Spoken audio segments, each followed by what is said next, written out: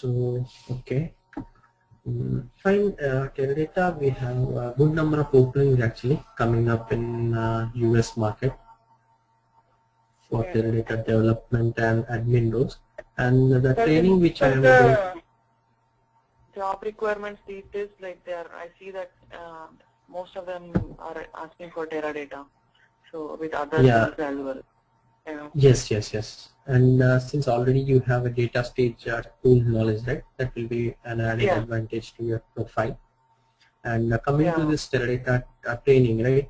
We'll be mostly concentrating on the architecture part, the Teradata architecture, then the internal technical concepts of Teradata, and then Oh, some development activities which go on the job, what we need to learn from the SQL side, and then okay. we will be learning the utilities. Like data stage is a ETL tool, right, which where we need to Right. write some scripts to perform the loading, extraction, and in transformation process. Similarly, Teradata internally has some tools like fast load, multi load. So we'll be even learning those tools and Okay. how to basically perform the jobs on a real-time basis, what are the issues we come across in the real time when we run those jobs, and how do we handle those issues. And apart from that, SQL, basic SQL, and then a little bit of advanced SQL, and what are the various functions we came across in the Teradata SQL part.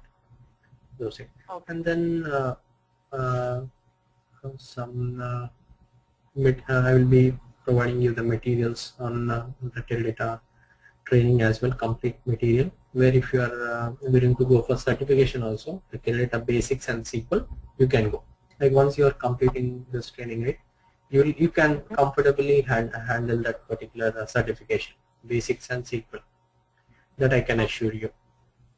And yeah, so whatever the training we learn here, right, it will be mostly suitable for a Teradata developer, right? Yeah. Not Yeah. for an admin. Yeah. Okay, not for an admin. Because admin, That's what we need. I want that only. Okay, Teradata developer. Yeah, fine, that's fine. Yeah. And if you want to So, practice, can you tell me yeah, how to install? Like I have Windows XP operating system, so it's a 32-bit or 64-bit. I think my PC is 64-bit.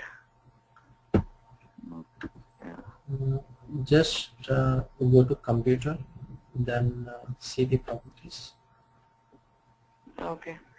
Yeah, actually, the operating system that I have is Windows 8, but on the virtual, on the machine, I installed Windows XP for data stage. Let me check.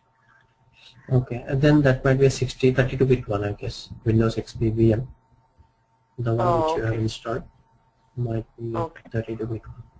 Or else, what you can do is directly VMs are available in Teradata website.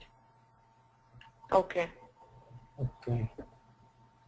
Just before starting, I will just show you.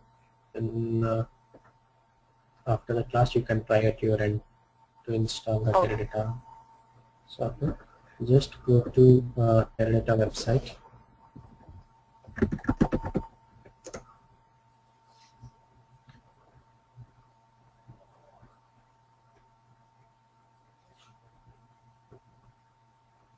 Once you are going into the Teradata website, just Teradata.com site you open, Teradata.com, and then in Teradata.com, my Teradata, you can go for the downloads, and then in downloads you can go for Teradata Express. Okay. Okay, in Teradata Express you can see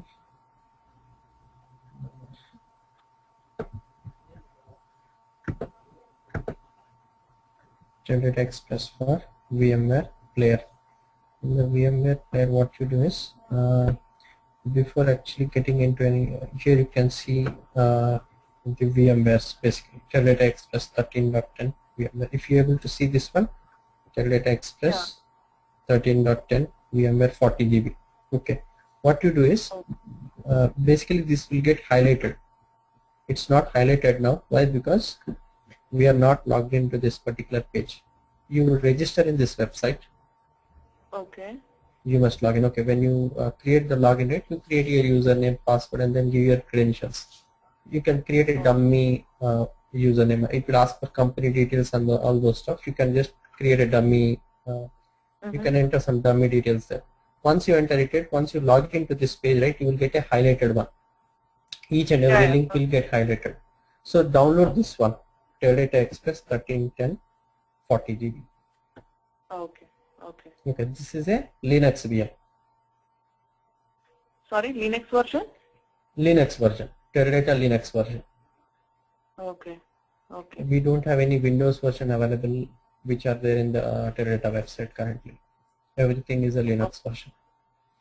Okay. The one which we there is nothing much difference basically between a Linux version and a Windows version. Most 90% it is almost same. Only thing is just the user interface we will not have. Okay. The drag and drop facilities which we have in the Windows version, that kind of facility you will not have.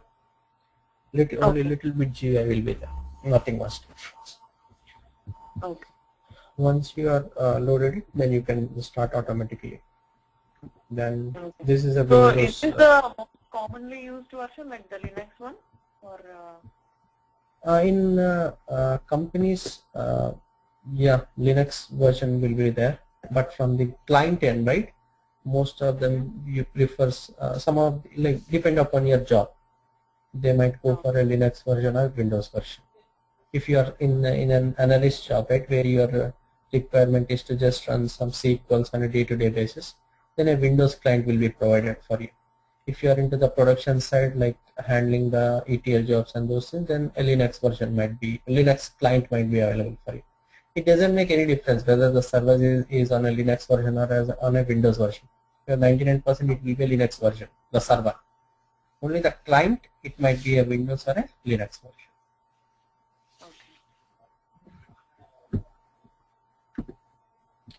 Okay, so before going into the overview, right? Did you had an overview of this class? This one, the one which I am talking, the presentation. No. No? Oh, okay. Maybe you can like go a little quickly because I read some of the things, but maybe yeah. Yes. Yeah. So basically, Teradata is nothing but it's a similar kind of a data, like it's an RDBMS, Relational Database Management System, similar to other databases like Oracle, DB2, SQL Server. Only thing is, Teradata handles large databases, whereas Oracle, DB2, they handle small database, medium scale. Okay. And it's one of the best solutions for enterprise-wide data warehousing, and it's an open system basically. Open system in the sense it can run on multiple platforms like Unix, MPRAS, Linux, and Windows. MPRAS is nothing but it's a flavor of Unix. Unix version, what Teradata people had done is they had modified some flavors of Unix operating. Okay. And it is compliant with ANSI industry standards. ANSI industry standard means like if you see a SQL, right, whether it is written in an Oracle or whether it is written in a DB2, SQL Server, or any other RDBMS, or even Teradata, the semantics are same. A select star from a table will have some mechanism what to perform. So the semantics are always same. So all these SQLs, right, they follow some certain standards. So even Teradata follows that standard. Those are ANSI industry standards. What semantics need to be followed by the SQL. So even Teradata is compliant with that. Okay. And Teradata, it runs on a single or a multiple node. In the coming slides, we will see what does a single or a multiple node means. And basically Teradata, it's a database server. Teradata is a server basically where we interact through the clients. And parallelism is a key concept or key feature or fundamental feature for Teradata for managing terabytes of data basically. Okay. And it is capable of supporting many concurrent users from various clients platform using massive parallel processing. Like it can concurrently handle multiple users in a parallel fashion using the massive parallel processing architecture. So Teradata architecture, we say it's an MPP architecture, massive parallel processing, because large number of users can do interaction with the server simultaneously in a parallel fashion. That's the name. That's why this name has come, massive parallel processing. Any architecture which does bulk number of processing, right? We say it's a massive parallel processing. This is a little bit of history of Teradata. It started way back in 1975, and they released the first product in 1979. And then for every financial year or a couple of financial years, they started enhancing the product with many versions, many features, and many releases. So the major changes and major releases have been released in some of the financial years, like 2002, 2003, like V2R5, 5.1, and V2R6, TD12, and TD13. So currently, right now in the market, they are running TD12, TD13, and TD14. So if you are into any job, right, 80 to 90% of the time, you might be working on TD13. Because TD14 has just released a couple of months back, around 3 to 6 months. So many of them might not be using this one, but TD13 is a maximum number of users currently they are using. Banks, right? Most of the banks, they are still on TD12. JP Morgan, Citigroup. Oh, the banks use TD12? Banks like JP Morgan, because they don't go with the higher, latest releases so fast. Once the release is stable in the market for long time, right, then they generally go for an upgradation. Banks are the ones who go for upgradations at the very last stage because they can't take the risk. So with every release, right, there is nothing much drastic difference between a release and a release from the user perspective. Only there will be difference from the system perspective because some more features have been embedded into the current release so that the system performance is improved a lot. Or earlier in the feature there might be some bugs and those might be fixed and those can be released in the higher version. So that will be the major differences from release to release. And if there is a very big feature or a very major drastic change, right, we generally create a new feature, and like V2R6 collect statistics was a feature, which was a very big feature which got introduced in that release. So V2R5 doesn't have that feature, so V2R6 will have. Similarly, TD12 a query rewrite, that is again one more a big feature. So that is been released into TD12. What is query rewrite? Query rewrite means internally the Teradata parsing engine will rewrite the query. That means you have submitted a query. Internally, it will get rewritten into an optimal form. Oh, like, okay.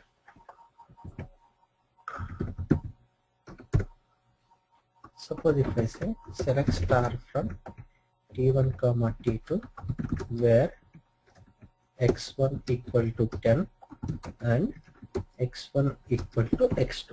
Okay. That means x1 is a column which belongs to T1 and x2 is a column which belongs to T2.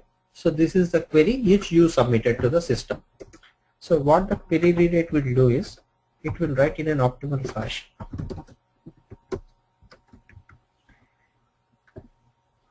This is getting rewritten into this form. Oh, okay. This is optimal one which performs more faster than this one. Okay. Okay. Okay. That is a query rewrite. So the second query rewrite will rewrite this request into this one. And then scalar subquery and no PI. We will come when we are learning the technical concepts, what exactly that feature is about. No PI is no primary index. Scalar subquery means a subquery which returns one column, one row. Scalar subquery is a query which returns one column, one row. That is called scalar subquery. 1 comma 1 row? I don't understand that. Like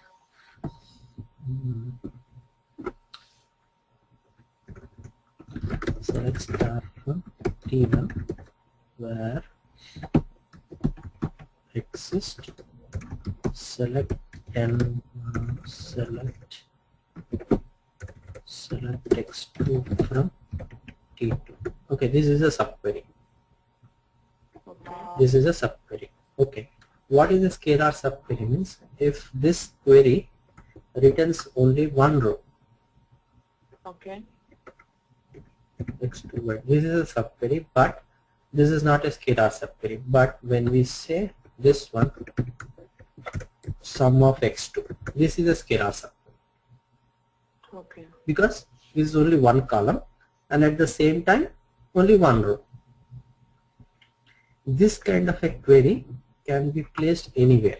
That is available only from TD13 onwards. Like I can write a query in this fashion. Oh, okay.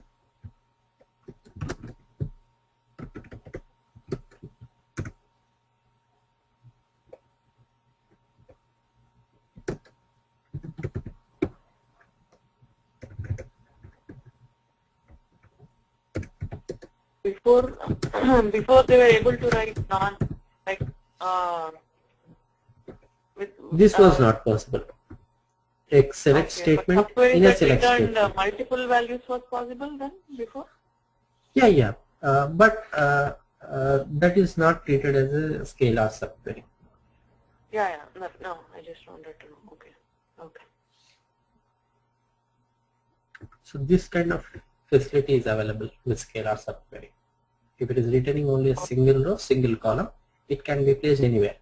That is called a scalar. Scalar means one value. Okay.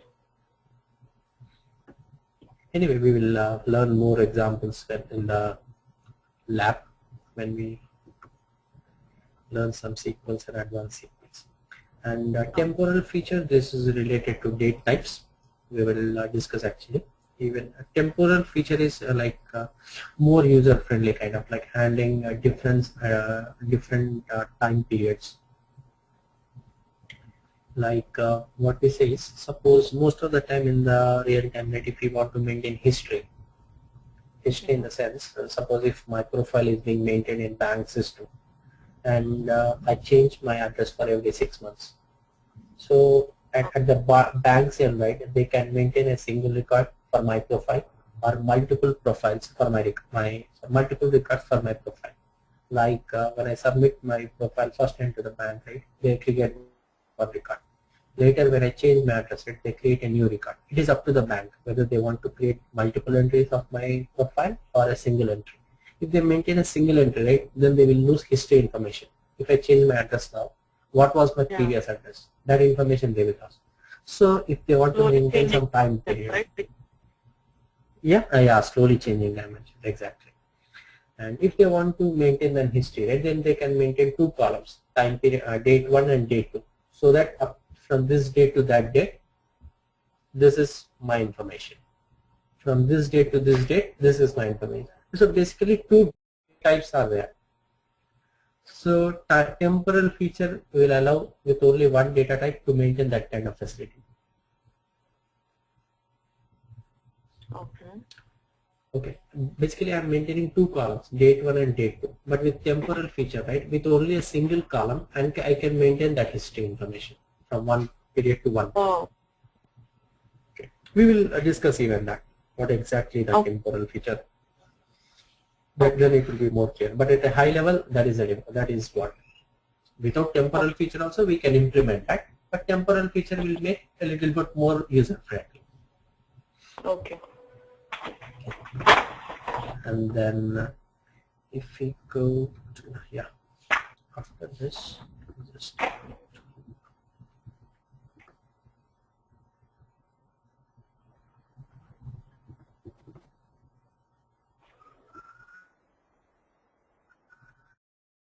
this is the slide which talks about the architecture of Teradata. And in the earlier slide we said, right, Teradata runs on a single node, runs on a singular multiple node. So the box which you are seeing, the gray color box, this can be considered as a single node. Single node means nothing but you install Teradata in your laptop, it becomes a single node. If I install Teradata in my system and if I install Teradata in your system and configure both the system into one, I can configure that using some external chipset board. Then what it becomes? It becomes a multi-node, a single system but multi-node. two nodes. One node is my laptop and the other node is your laptop, like that. So Teradata runs on a single or a multiple node. So this can be treated as a node. So when I install Teradata, right, these are the major components it has: parsing engine, message passing layer, and access module processor. Okay. So what does a parsing engine does is, whatever request we submit to Teradata server, okay, the syntax and the semantics, it will check.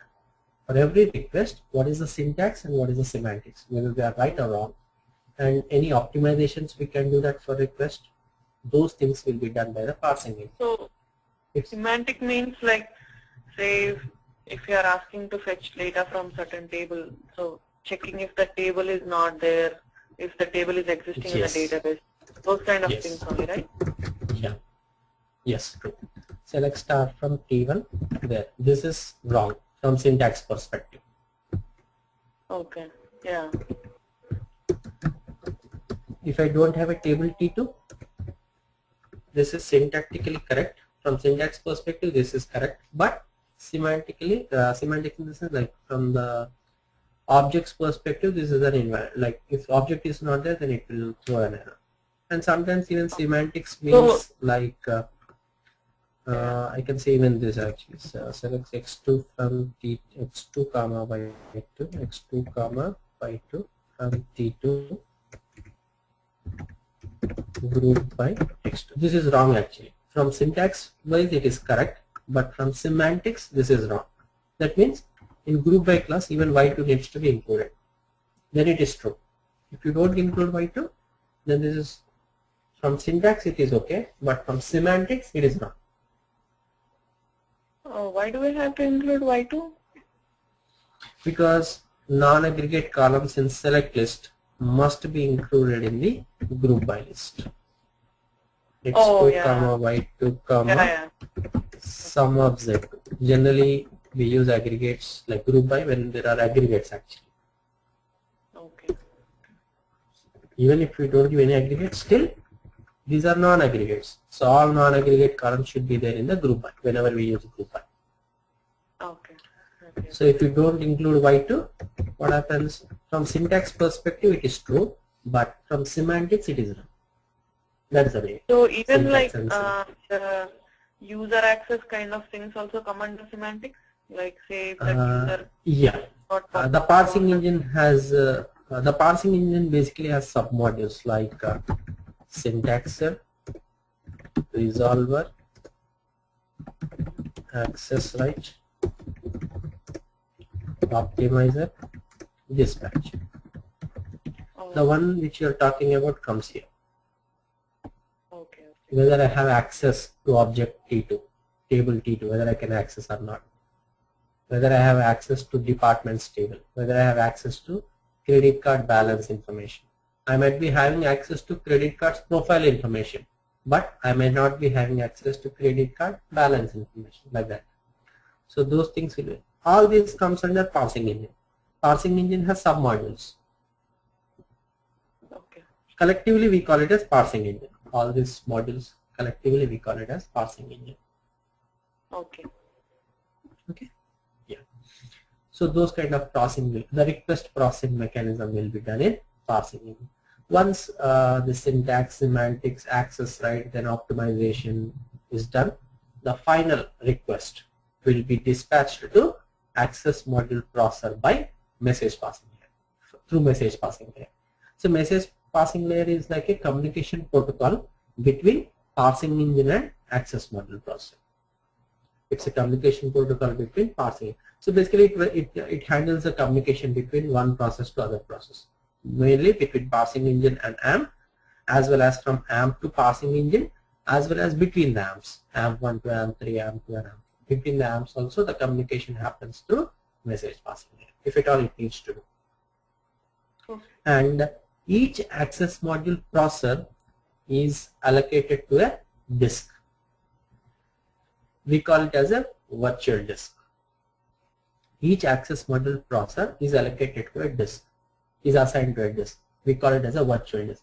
Virtual disk is nothing but a collection of physical disks. A collection of physical disks, we call it as a virtual disk. And the access module processor functionality, right, it is almost similar to a CPU. What a physical processor can do, exactly those capabilities even the access module processor also has.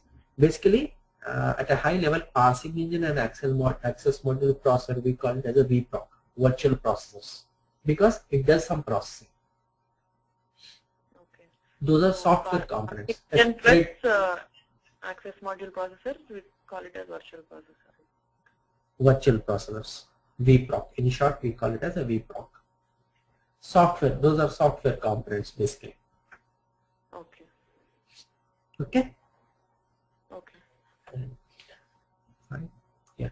And in this example, right, and we can see a set of records are being assigned to, are being inserted into a disk. Okay. A table basically. All these records need to be inserted into a table. But how exactly that happens in Teradata? Yeah, Teradata mainly follows distribution mechanism. We don't store all the data at one place. We always try to distribute the data. With the distribution, what happens? The load on the process will be very low, because here we are seeing 12 records from the client side, and those 12 records have been distributed across the 4 amps. So each amp is holding how many records? Basically 3 records. So total in that table we have 12 records, but we are distributing it across the amps, so that if any request is being submitted onto this table, what happens? The request will be broadcasted to all the amps, and each amp will be processing that request parallelly. Suppose if we say that okay, per record it will take around 1 minute.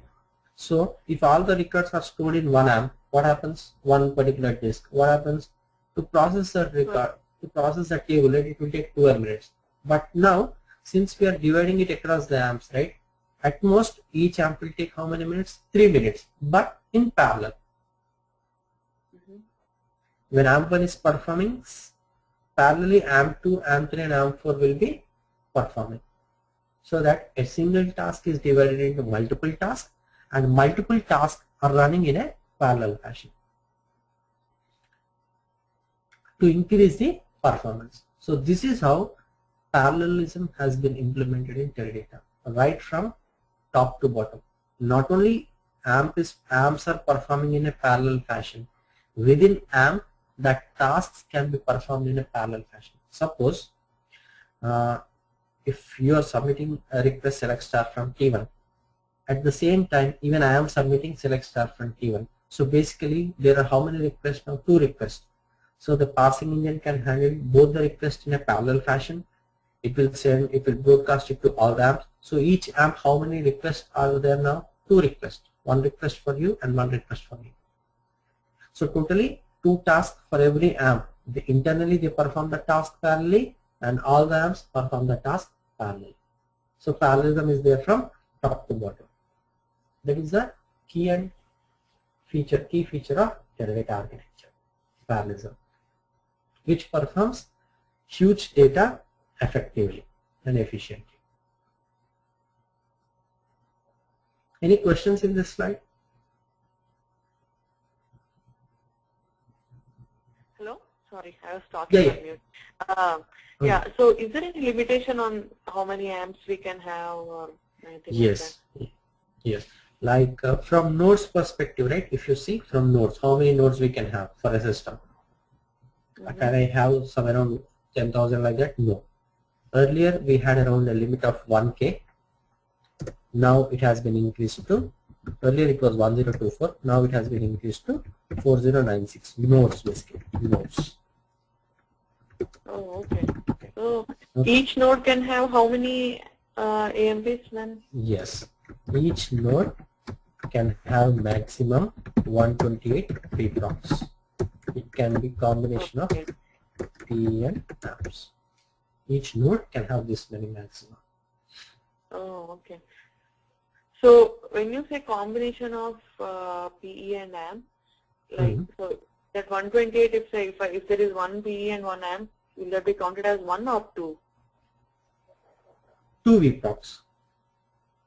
Oh, okay. Okay. So ideally I can have one Because you said like VPROC 1P and 127 and amps. oh, No, okay. no. VPROC, P is called as a VPROC, amp is also called as a VPROC. But we say P VPROC or amp VPROC. When we say VPROC, it can be anything, either a P or amp. So when we refer, right, we say it's a P VPROC or an amp VPROC. It can be anything. So if I say maximum, I can have 120. I can have in this fashion, 1P and 127 amps. I can have even this fashion, 127P and 1 amp. But this is not a good one. Why? Because we need more number of amps, not more number of P's, basically. Right, right. An ideal value they can go for. Okay. We will see more number of statistics pertaining to that, then it gives a very good picture for you. In the demo version, right? In the demo version which we install in our local system, by default it comes with 1P and 2 amps. Oh, okay. Okay. These we can't modify because that needs 40 GB. 1P, 2 amps, yeah. But it's collectively a package, right? With operating system, it is counting actually. That 40 GB, Okay. it's a Linux VM basically, Linux VM. It's not only a Teradata product because Teradata takes only a Teradata package, right? It is only of 1 GB, 1 GB to 2 GB, not more than that. So the remaining 38 GB capacity, it is for complete operating system, the Linux version operating system. On Linux version of operating system, Teradata is installed already. That package is given directly. Okay, okay. So So you need basically, not install if I have VMware, then I can just directly install it using that module, right? It will install Linux and Teradata both. Is that right? The package which is available in the website, right? That comes with a built-in package of operating system plus Teradata. Okay, okay. Yeah, that's what I meant. So all I need is VMware then. VMware, that's it. Yeah, you need a VMware. Earlier, what they used to support is just the Teradata package, so that you can download it on a Windows operating system. But now they have completely removed that one. Because earlier it was around 2 GB, just 2 GB or 1 GB. That package, if you install, then Teradata used to install in your system. But now they eliminated the Windows version. They are directly providing you the Teradata installed in a Linux. That package they are directly giving it to you. So no installation, nothing. Directly open the package. That's it. Okay. Okay. And for that, the username password will be root. The demo version package, right? Username password will be root. What? Username and password is what? Root. The Linux package which you download, right? Oh, okay. Will be root and root. Okay, okay. So this is one, and other limitations like from the system perspective as well.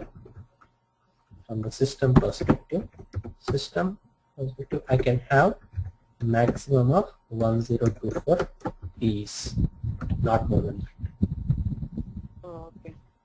Okay, I will not have a system where I can have more than 1024 P's. Even though, suppose I say I have 2048 nodes.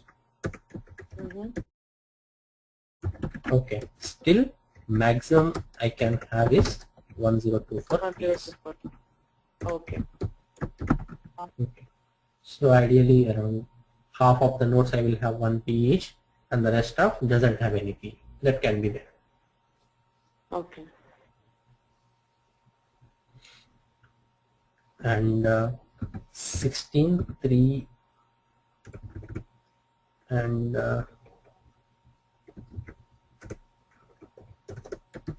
from amps perspective, I can have 16,383 amps. This is the maximum per system.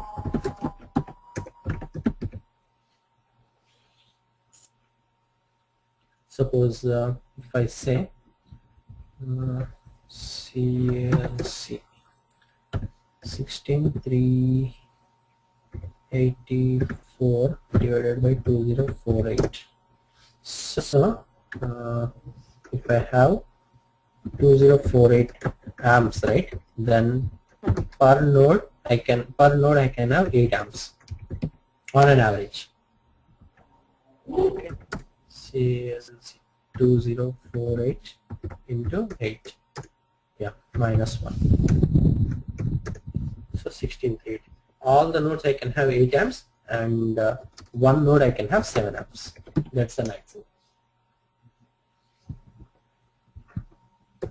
8 into 2047, because these are the number of nodes, right? 2047 plus 1. So 2047 I can have 8 amps each, and last node I can have 7 amps, because total how many I can have? Only 16.383. That is the maximum I can have. Okay.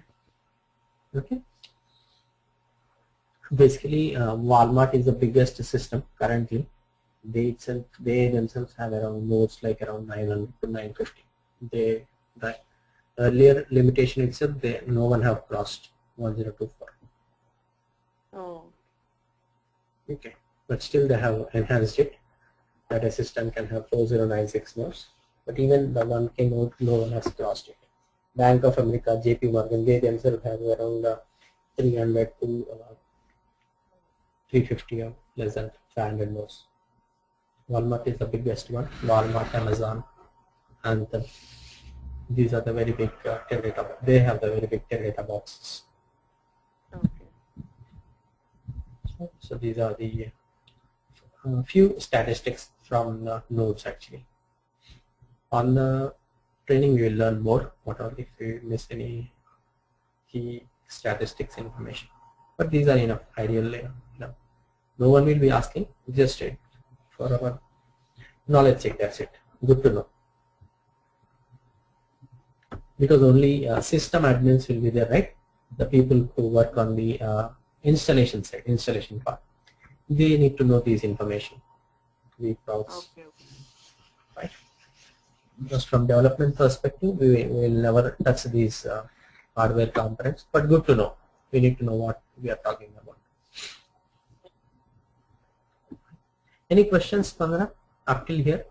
Any questions or any issues? Is it clear? Yeah. And yeah, so single node and multiple node. I'll just show you one more slide.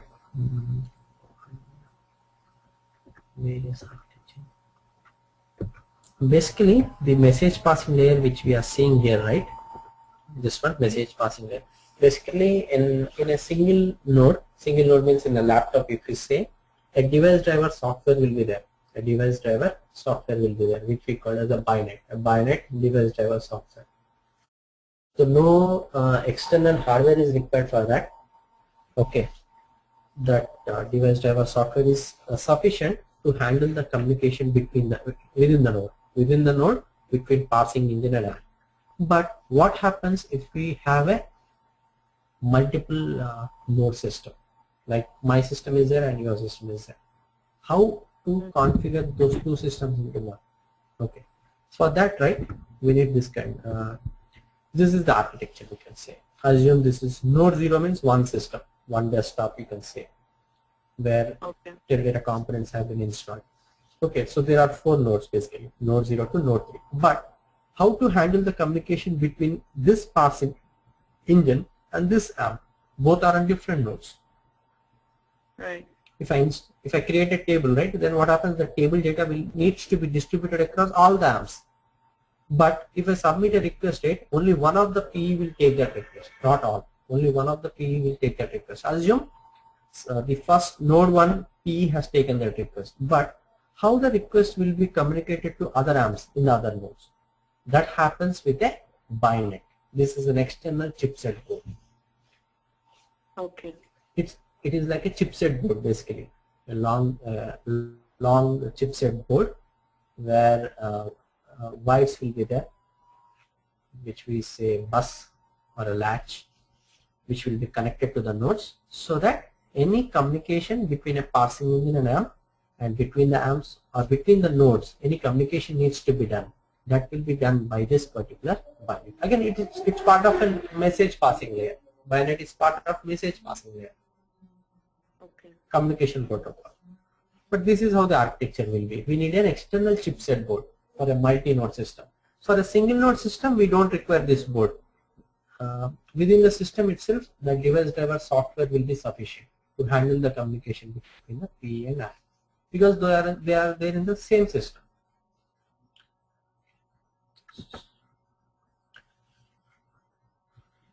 Yeah.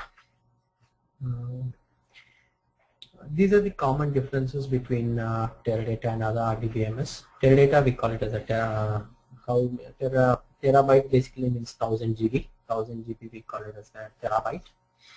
And the common differences between Teradata and other RDBMS are like Teradata, we say it's an unconditional parallelism. At no component, right, the parallelism is there. Unconditionally, at every component, the parallelism is available. Whereas in other RDBMS, sometimes there might be a conditional parallelism. Only certain situations parallelism is possible, not all. And basically, Teradata has been designed for decision support system and data warehousing, whereas other RDBMS are mostly suitable for OLTP. And this is the common major difference, basically, shared nothing architecture. We say Teradata is always a shared nothing architecture, whereas other RDBMS we call it as a shared architecture. Why we call it as a shared nothing architecture is the data which is being accessed by AMP1 will never be shared across any other AMP. Whatever the data it is being accessed by AMP1, right, it will never be shared across any other AMP. If any AMP2, AMP3, AMP4 needs to access the data, right, it needs to make a local copy of the data onto the AMP, onto that particular AMP, and then access it. Directly it can't access. That's why this is not shared across any other process. That's the reason we call it as a shared nothing architecture. Shared nothing architecture. This is the common difference. If someone asks you what is the difference between Teradata and other RDBMS, this is what they expect you from you. Shared nothing architecture. Teradata is always shared nothing architecture. And it supports terabytes of data. Teradata supports terabytes of data. And it uses index mechanism for faster retrieval and for better storage. But whereas other RDBMS uses it for only for fast retrieval is possible. We are seeing a good distribution, right? The data is being split into multiple disks. Why? Because of index mechanism. Better storage and for faster access. In any system, index is only used for faster access. That is possible in Teradata as well. In addition to that, a better storage is possible. Okay. And obviously access billions of rows and millions of records. More number of records. And these are other taglines for Teradata from capacity perspective, like millions of instructions per second, billions of rows, millions of records. And parallel processing, yes, it makes one of the fastest parallel RDBMS from the processing wise, and it can be accessed by network attached systems and channel attached system. We said open system, right? Teradata is an open system. Why? Because it supports multiple platforms. So what is a network attached system? What do you mean by channel attached systems? Yeah, that's what. Network attached is Windows, Unix, Linux. Channel attached is mainframe. Oh, okay. Okay. That's right. Two types it has been distributed: network attached and channel attached. Whenever they say channel, it means a mainframe client. Whenever say the network attached, it's a Windows or Linux or Unix. Okay. And fault tolerance means it has capability to automatically detect and recover from some of the failures. Teradata has that capability. And data integrity is the same concept.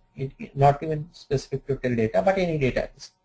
Data integrity means whenever a transaction happens, right, it should either happen successfully or it should roll back to a previous safe state if any failure occurs. Like if you are withdrawing some amount, $100 from your savings account, when you it's a transaction, right, basically. If it fails, what should happen? That $100 amount should get reverted back into your account. Right.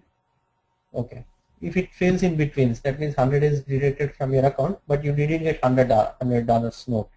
Then it's a failure transaction. So even those kind of protocols is also followed in Teradata. The transaction happens. If it happens successfully. If it doesn't happen, then it rollbacks to the previous safe state. Okay.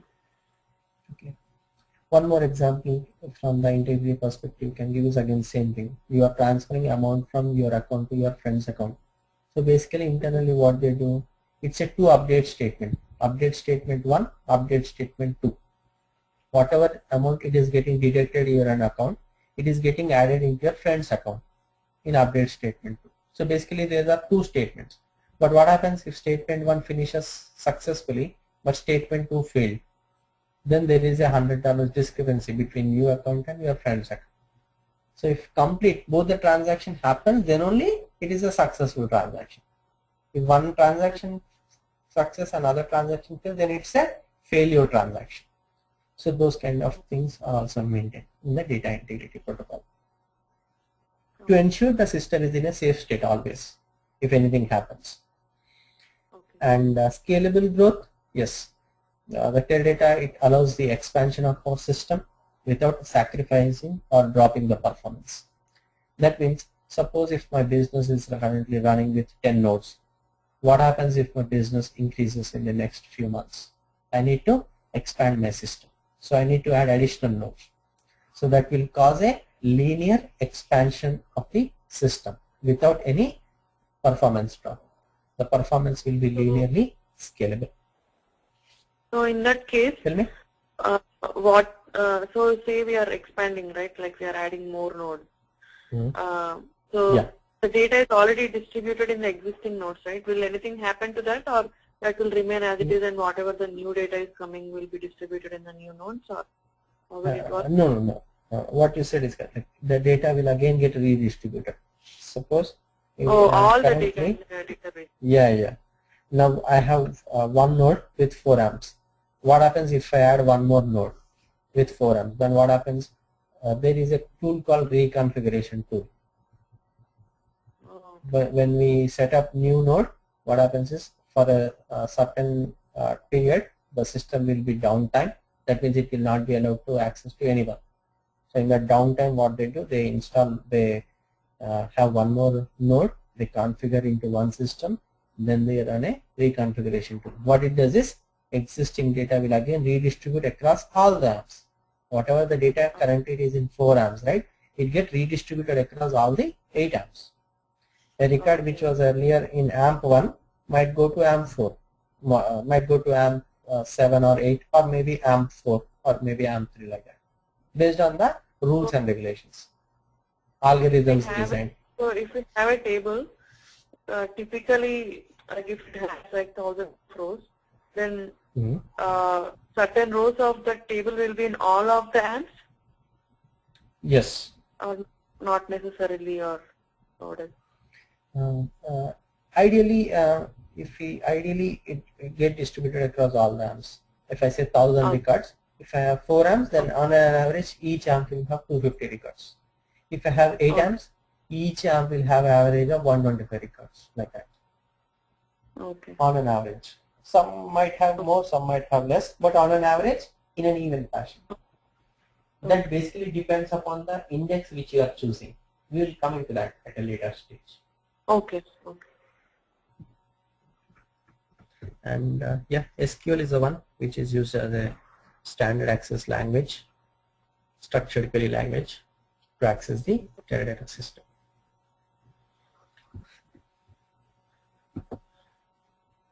That is the introduction for Teradata, and this is the Windows box, Teradata 13 version. This is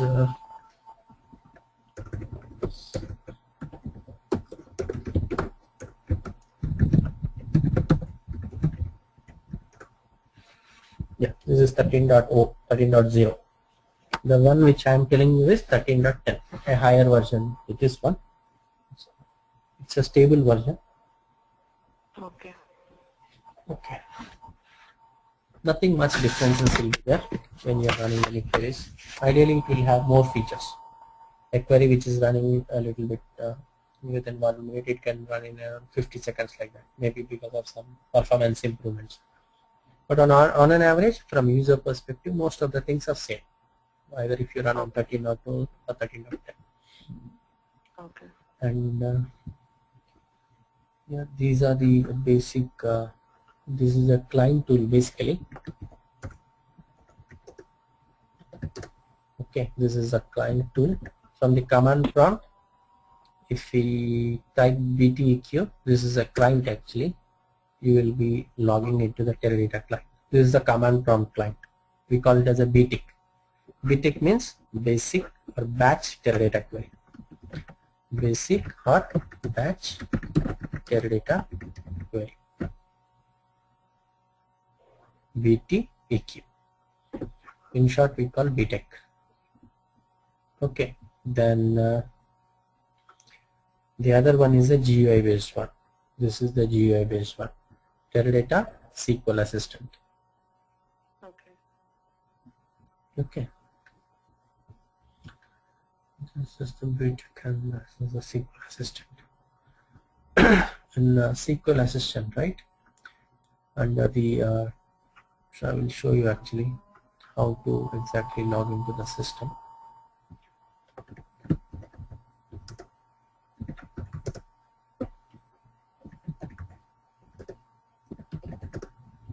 So here, once you log into the BTIC, right, then you can have .log on. How did you get this? And then Like the BTEC for BTEC? no, just simply enter the command. 1 second and show you. Just in the run, right, enter command CMD. And there you type BTIC, that's it. Okay. So when I install the package that you told for Teradata, does it come with all these utilities? No? Yeah. In that it will be there. Okay. Okay. So this is the one. Or else, okay, I will just give me some time. I'll directly show you in the next version so that you don't get confused. There will not have command option basically. Okay.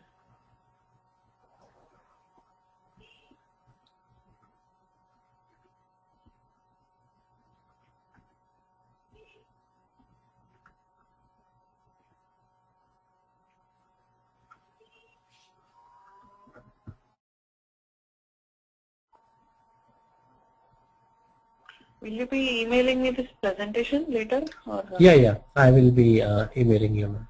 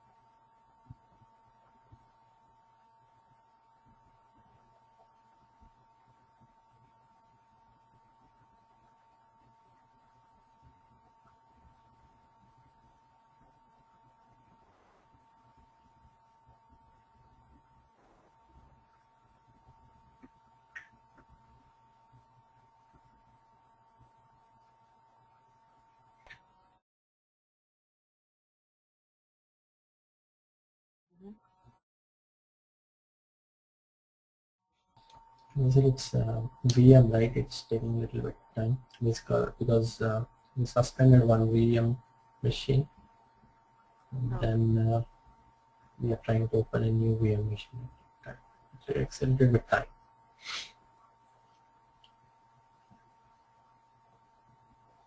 Because the amount of RAM internally it takes, right, it will be a very huge one, 2 GB to 3 GB. Okay.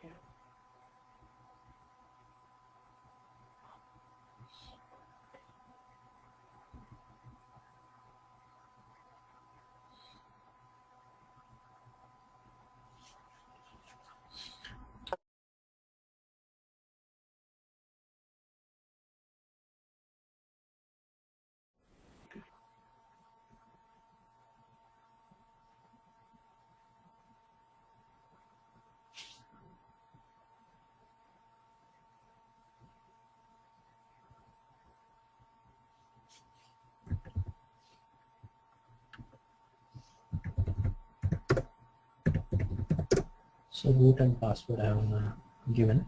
So this is the default username and password for everyone. Yeah, for most of the Unix Linux systems, right? Not even Teradata, like this package, any package of Linux and Unix, root is the password. Even it is same for this Linux package as well. Oh, okay. So here you have a GNOME terminal. Okay. Okay. This one, the GNOME terminal. Once you open that, you will get a terminal window similar to a command prompt. Okay, now some here you can is this font clear to you? Yeah.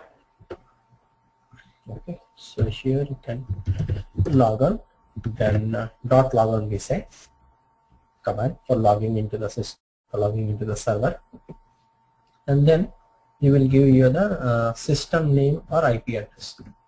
System name or IP address. IP address in the sense since the Teradata is loaded in our current machine itself.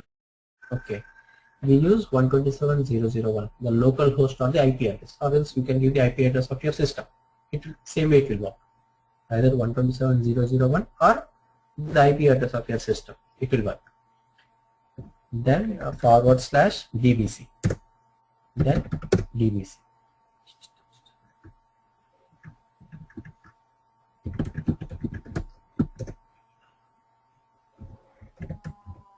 So what will be the password then? DBC. DBC is the username and DBC is the password. Oh, okay. What are those commands that you are giving? Which one? I see some PD state and down PD and state is up. like to check what is the current state of the system, whether it is down or up. PD state means what is the current state of your system. Oh, okay.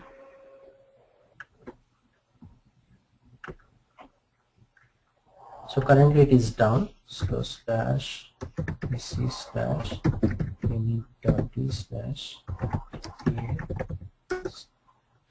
don't worry about the commands. I will give you the explanation and Okay. everything.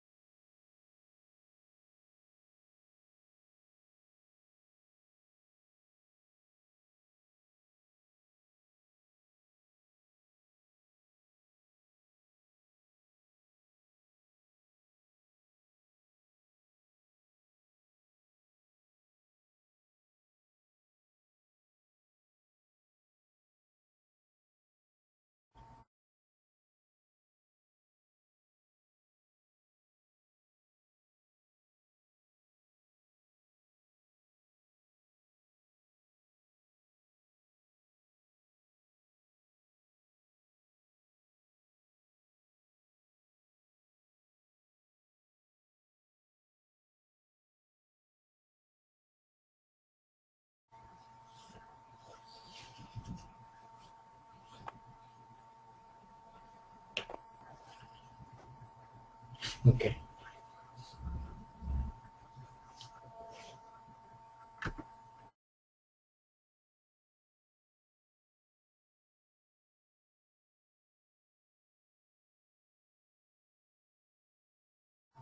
I have some problem with that package, ma'am. I'll just look into that, and then the next class we will see working on that. So yeah, DBC is the username and DBC is the password. So you will be logging into the system. So this is through command prompt BTEC. Mostly why this particular tool will be used is in the real Java is for running batch jobs. Batch jobs in the sense like you have some around on a daily basis if you need to run around 100 to 200 of sequels. Okay, means they need to be completed by early morning.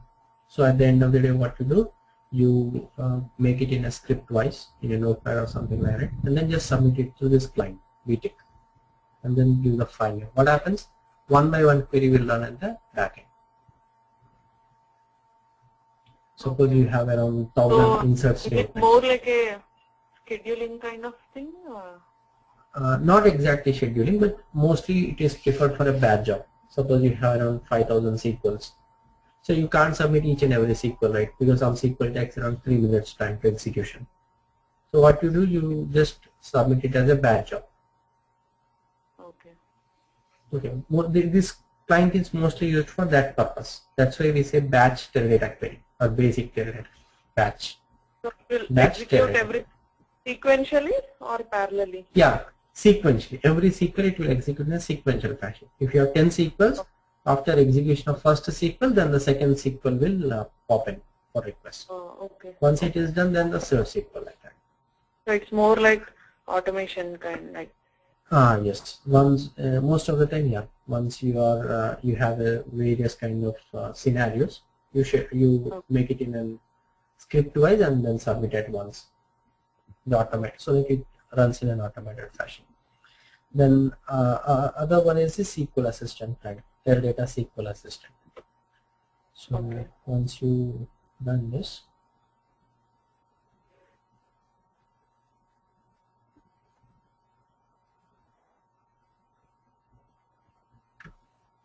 so once you log into the once you open this client, right? We in the tools, right? You have an option called define ODBC data source. So once you open that ODBC data source in this tools under define ODBC data source, you will have a system DSL. So what you do is basically you set up the connectivity between the client and the server, the SQL Assistant client and the Teradata server. So for that, what you do is you go for the add, then you will get all the drivers available here. So which driver we are interested in? We are interested in the Teradata driver. Okay. So it will give you the connectivity information. So name you can write So basically this is connecting the SQL Assistant to the Teradata database, is it? Yes, yeah. And you can give any name for that connection, and then you can give the parameters. What is the system name or the IP address? So since this is a local system, I am giving that, and the username and password is DBC. Okay. So once you are done, yes. Okay. Now you can connect. So this is the connect option. The first one, you connect it, then go to the machine data source. You will find all the connections. So this is the one which we created, demo August. Okay. So every time you need not give the username credentials as you give here, .log on and everything. Once you set up the connection, you can directly give that particular name. On that, if you click it, it will automatically connect. So now here you can write some information. You can write the SQL, and then this is the execute. Double shoe button is there, that will execute it. So you will get in a spreadsheet format. In SQL Assistant, you get the results in a spreadsheet format. Same thing if you're running in Notepad, right? There it will be a little bit difficult to run these kind of queries because most of the time the data gets truncated. Select star from dbc.dbase. So this is all. We are getting only the first column basically here because it is because of the window limitations. Okay. But here you can. Okay. How did you execute it? Using what? The play this button? Is this one. Double shoe button is there. Execute. Oh, shoe. Or you can press F5. That is common in any client tool to execute a query. F5. Okay. Function key F5. Okay, that is there. Now I'll just explain you a little bit on table structure, and then in tomorrow's class, when you will join with the other two students, right? We are currently discussing the partition index basically. You need not worry, even if you don't understand anything about that. I will take you a couple of classes more for you. Okay. Whatever I have you have missed with that batch, I will take those two classes for you. Okay. You try to attend tomorrow's class as well at the same time, 2:30. Okay. Today at what time you join? Maybe 1 hour. I don't know exact. You might tomorrow morning or in the evening. You just confirm with the classes team. They will send you the schedule. What time you need to join tomorrow. Yeah. They already told me like Saturday and Sunday it's 9:30 Eastern time. So. Then fine. Yeah, at the same time you join. After that, right? I will take some extra class around 1 hour like that. Whatever you have missed in that for that batch. Oh, okay. So like after completion of tomorrow's class, you will take 1 hour extra for me? Yes. Yeah. Okay. Even if you don't understand, again I will take extra class. No problem. Okay. Yeah. I was talking about the table structure, right? So before going into that, so here DBC like that user, right? He will be having the admin credentials, basically admin credentials. He can do anything with the system with that username and password. That is the credentials it has, that name has. So in real time, what happens is, suppose if you are a user, and you join the company and you are working for one of the departments, like you are working in credit cards department. So basically your role will be to play with credit card data information, isn't it? You will not need mortgage or housing loan or educational loan or other products in the bank. Your role is only to handle the credit cards department information. So basically what they do in the real time is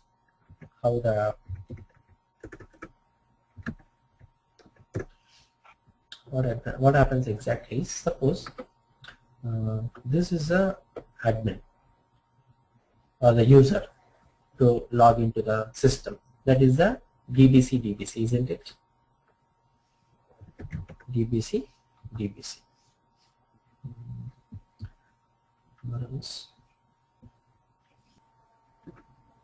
So assume this is the user, we are logging into the system.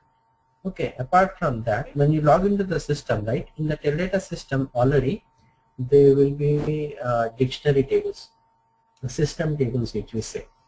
Okay, so we will say dictionary database. So this database will yeah, as I said, assume this is the DBC which we are logging in. Okay, this is the one we are logging in. Okay, now what happens is we have one more level. Basically, this is a user. Basically, in Teradata, right, we have two objects called database or a user. Okay, database or there is a very slight difference between a database and a user. Both can be used to store objects like tables, views, macros, stored procedures, triggers. Both can be used. A database can be used as well as a user can be used. Then what is the difference between a database and a user? A database will not have a password. but whereas a user will have a password for logging. There is only difference between a database and a user.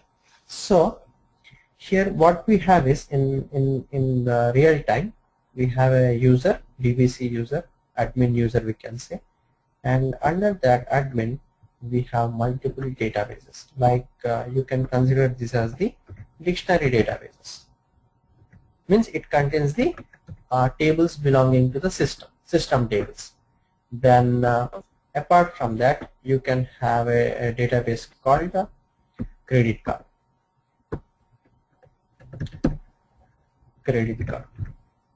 Okay. Then you have one more called loans. Not loans, we will say mortgage department. Then assume you have a user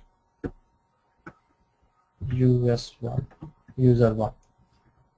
Okay. Then you have one more user called US2. Okay. Basically, these are the childs for database. Is that fine?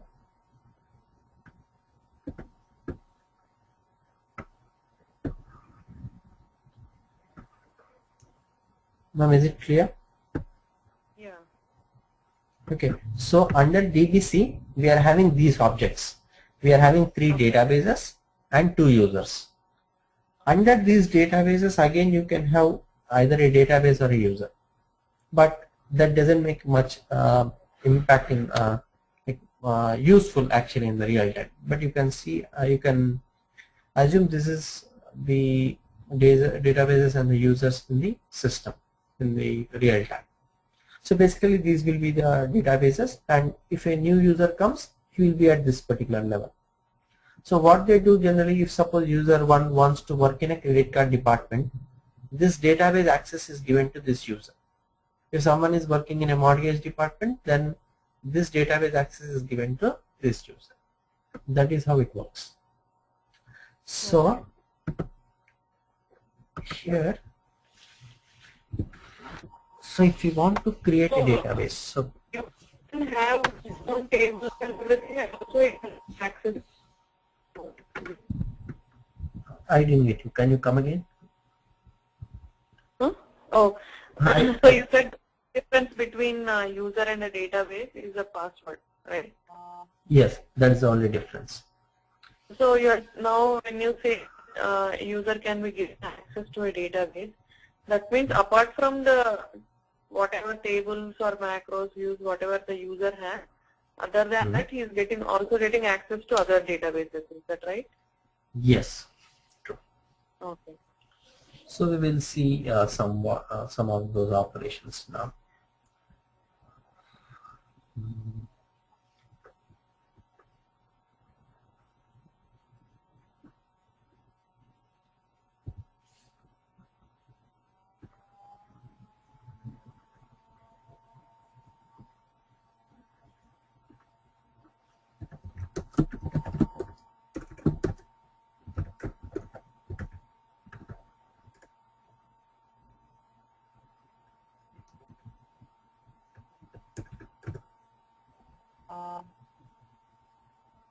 One second, I haven't discussed anything. Sorry, what? No, I haven't discussed anything. Yes. Okay.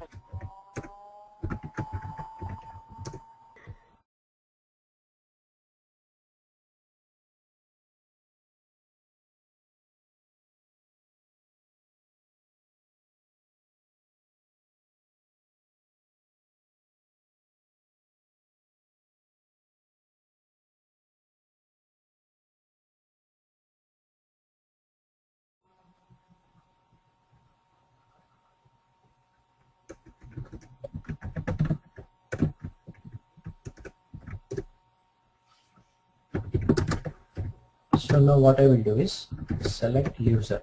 So which is the user I logged in? DBC. So that is the user who I logged into the system. Now what I will do is I will create one database. Create database db underscore AUG as firm is equal to 1, 2, 3, 4, 5, 6. So basically what I'm doing is I'm creating a database with the name db underscore AUG with 100,000 bytes. Okay, 10 power 6 bytes we say. Similarly, I will create a user. Create user US underscore AUG as firm is equal to 1, 2, 3, 4, 5, 6, comma, password is equal to US underscore AUG. Okay, so I have created a database. So if you run this statement, so this is a table dbc.dbase. Okay, so it gives the description of the databases or user which we created now. So we created these two objects, right? dbaug and usaug, one database and one user. So this is the database we have and this is the user we have, and you can see the difference here. We have a password, encrypted password for a user. Because a database doesn't have any password, we have a null value.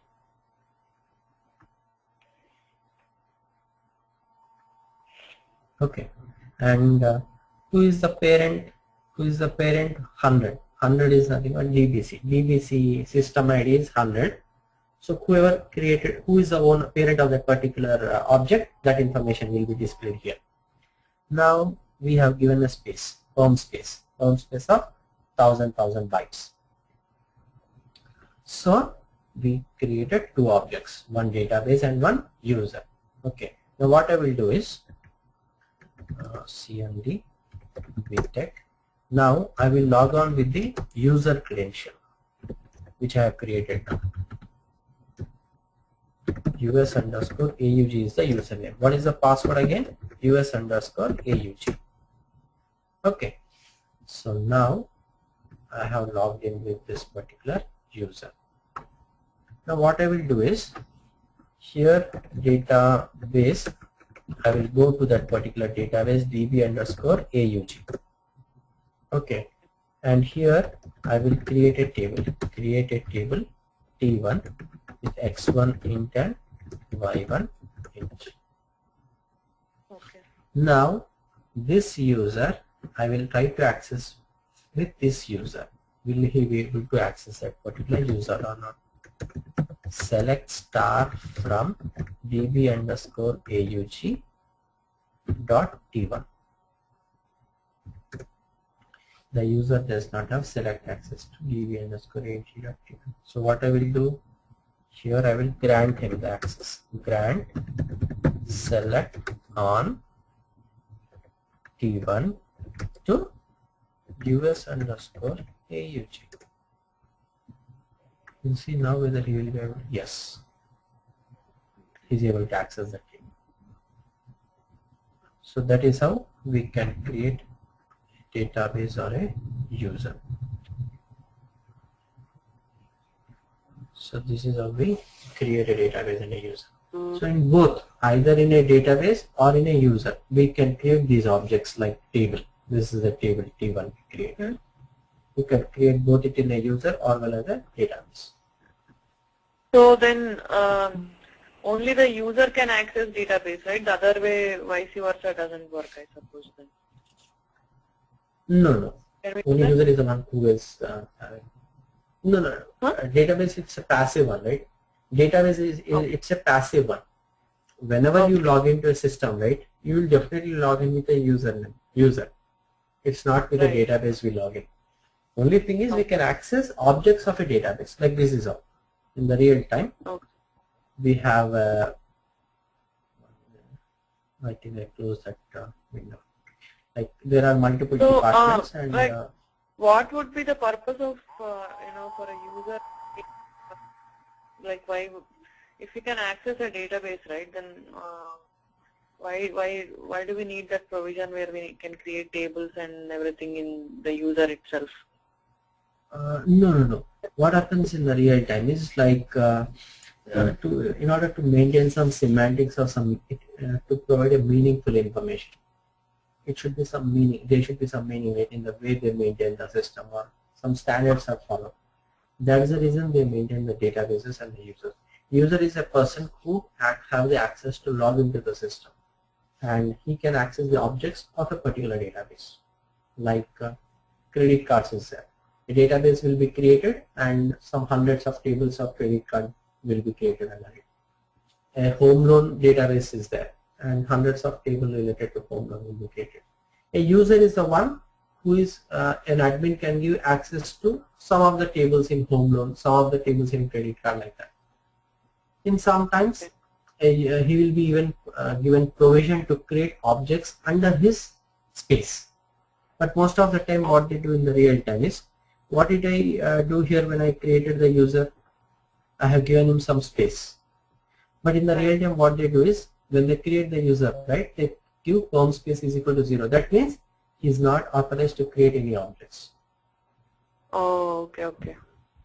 In the real time that is what happens. Okay. The user will not be allowed to create whatever he wants. Only the architects and admins, they have the access to create some objects. Okay. So as a developer, right, you most of the time they give only a select access right. Okay. Like unless and until you are into a production team where you need to manipulate the data or something you need to do with the system, then they will give you the appropriate access right, alter, update, delete, those kind of stuff.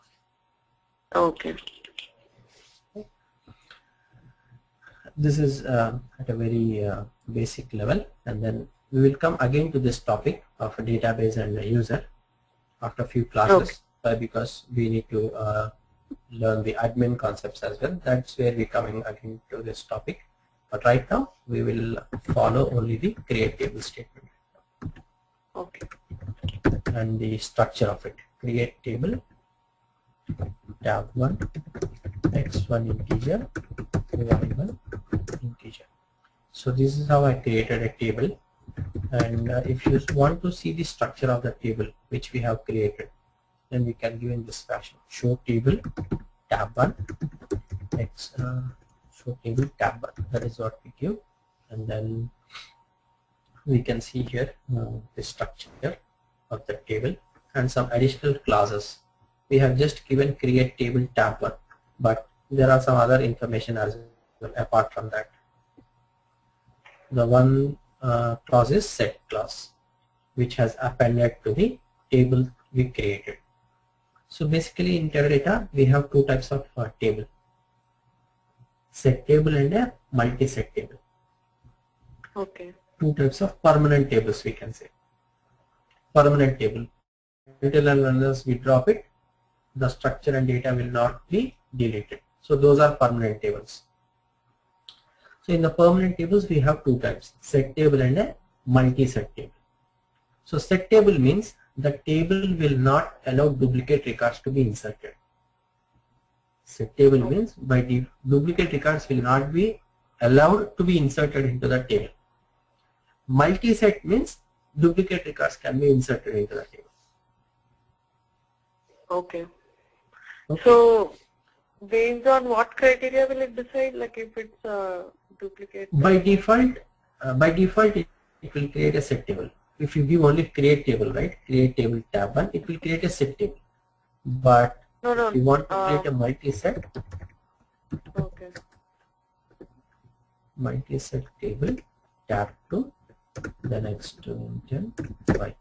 This is a multi-set. No, like in Oracle or any other database, right, we use the primary key to maintain the data integrity, right, like to eliminate duplicates and all. Like, how do we do it in Teradata? You're saying something like Oracle.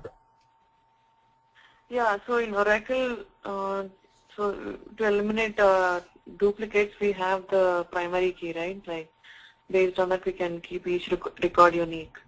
How about in Teradata? In Teradata also we have a primary index. Say, if you see here, primary index. That can, to certain extent, like if you don't want to maintain duplicate column values, okay, you can take help of that. if you create a unique primary index, then it will not allow any duplicate values to be inserted into that particular column. But duplicate So here rows, when you define the table, you didn't give any primary index, right? So it's already showing. yeah. I have, so but if I don't give red Teradata, what it does is it will pick up the first column by default. Okay.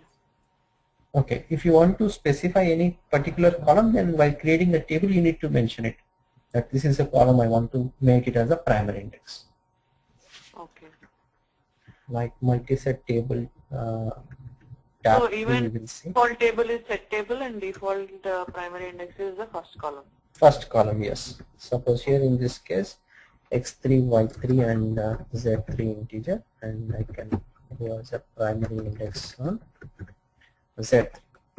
Then yeah. So this is what we have to show table. So z3 is the primary index. Okay. Okay. So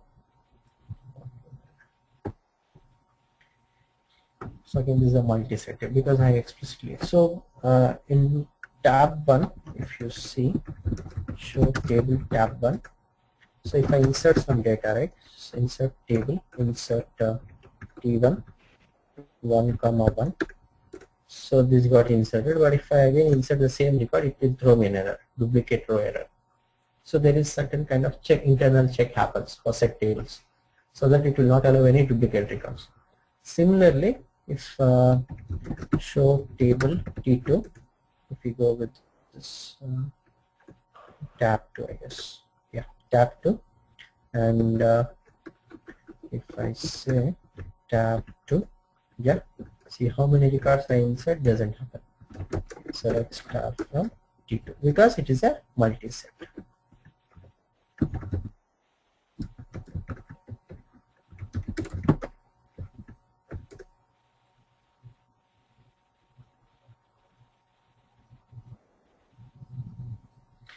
So the set and multi-set is from the records perspective, complete record, whether it's a duplicate or not pertaining to a single column.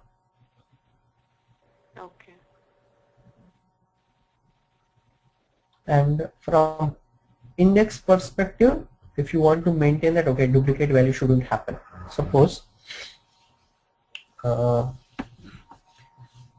yeah, create table EMP, if I say, okay, EMP, and employment number integer, employment name char of 3, and then a department number, which is again an integer, and salary as decimal of 3 comma 2.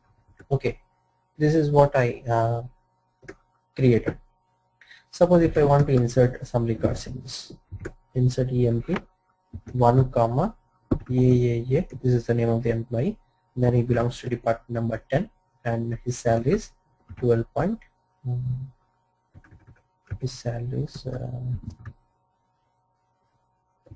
1.3. okay, this is one record I inserted.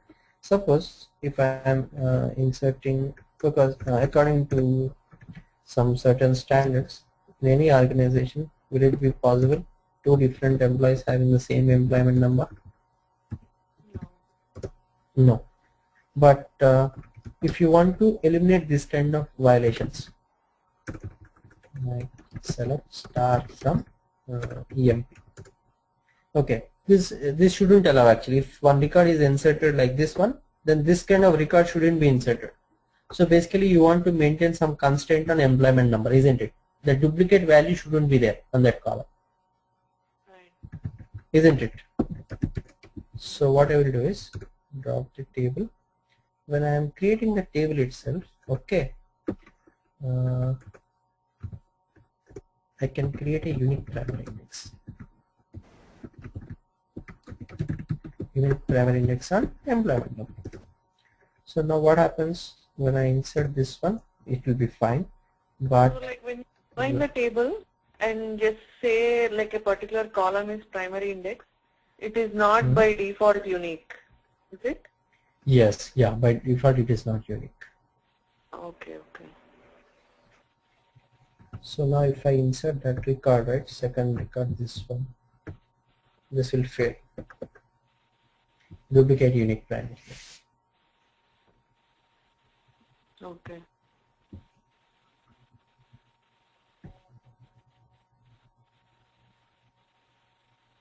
So this is how we create structure. Yeah, and there are some other. Yeah. Tell me. So the difference between this and by using set table is set table doesn't allow duplicates anywhere. You are saying in any column.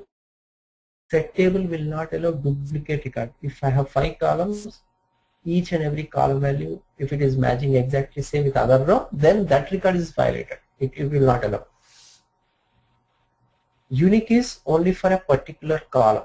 Only that too for the primary index we can maintain. Okay.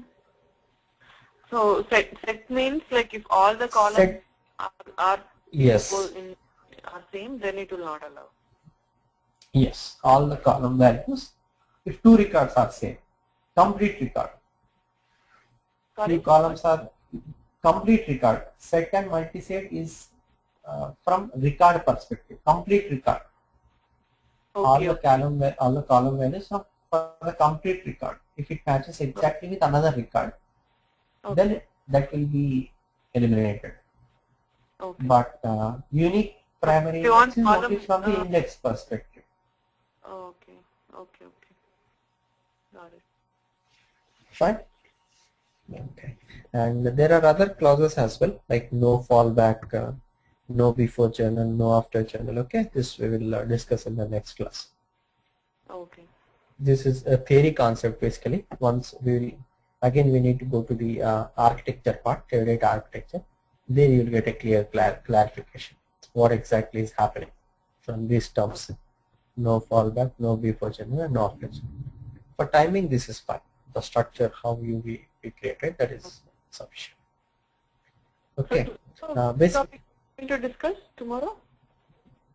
Tomorrow in the regular class we will be dealing with the partition index. That might be a little bit difficult for you, or else you can join the class after that. If you are interested, then you can join the class as well. Anyway, I will explain you again. Oh, okay, okay. Partition index, is it? Okay. Index, partition index. Okay. So far we covered like one class or yeah, one class. Okay. Still around 2 hours, 2.5 hours is there for you to get back into the regular one. Okay, okay.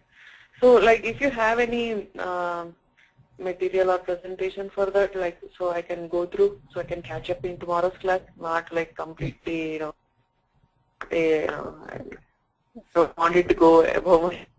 If there is anything I can read or something, so I can follow tomorrow. Okay. Tomorrow just look into the partitioning. Okay, else I will explain you a little bit so that tomorrow's class will be a little bit more interesting to you rather than completely.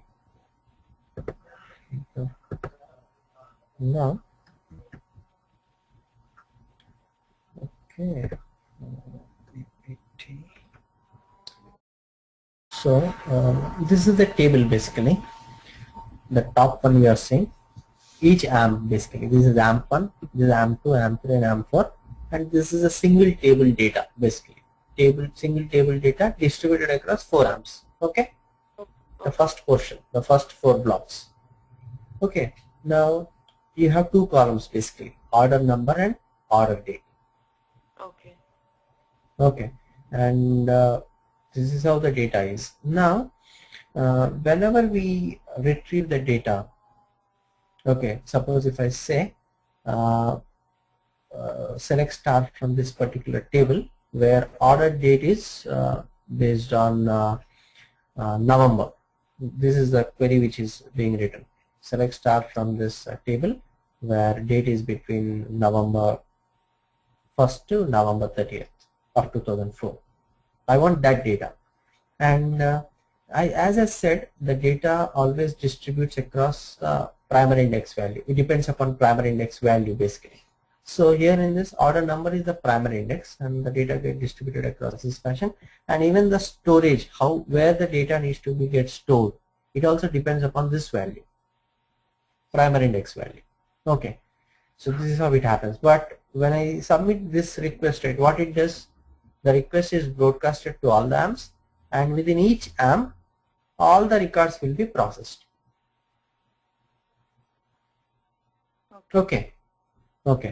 Now, basically it is doing a full table scan, isn't it? For this kind of a request, it is doing a full table scan, which is more time taking in the real time.